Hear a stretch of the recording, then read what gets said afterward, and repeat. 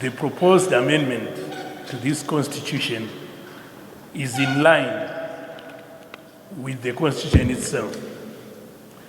The constitution provides that whenever the people of Zimbabwe, through their parliament, deem it fit to amend the constitution, they can do so. There are only 3 provisions in this constitution which require a referendum for an amendment. The Bill of Rights is one of those provisions. The land provisions cannot be amended without a referendum. Any other provision of this constitution can be amended through a 2/3 majority of parliament. And we were very clear when we wrote this constitution to say which areas do we want protected from amendment by parliament. So when a law specifies areas which are preserved for amendment, it means that any other parts of the constitution which have not been protected can be amended by parliament using 2/3 majority. And from my reading, the proposed amendments do not require a referendum. And I must emphasize, these proposed amendments do not require a referendum. The constitution is very clear. A term limit is a period of more than 3 years. And the proposed amendment extends or increases by another 2 years. It does not fall foul of the provisions of this constitution. If you want to amend for 3 years, that's when you require a referendum. If it's an amendment by a period of 2 years, you are not putting in a new term, so to say. This is why we specifically made that provision in this constitution. So in other words, if you are extending by a period which is less than 3 years, you have not increased by another term. The constitution says so in very clear terms. I thought I should clear that. People are failing to understand something in the constitution.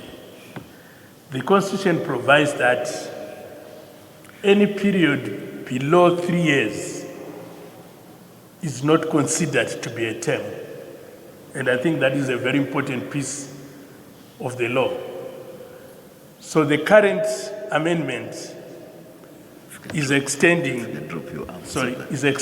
by 2 years, which falls short of 3 years. So if there is an extension by 2 years, in terms of the constitution, it's not a term. So the proposed amendment seeks to extend by 2 years, which falls short of a term. So he is not benefiting from an extension of a term, because a term is 3 years. And I think I should clarify that. The proposed amendment seeks to extend by 2 years, which does not make it a term.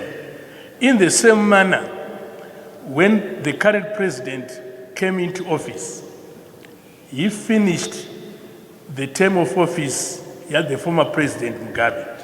That period of 9 months, which he served, is not considered to be a term because it's less than 3 years.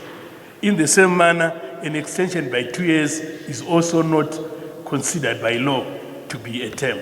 So in effect, he is not getting another term.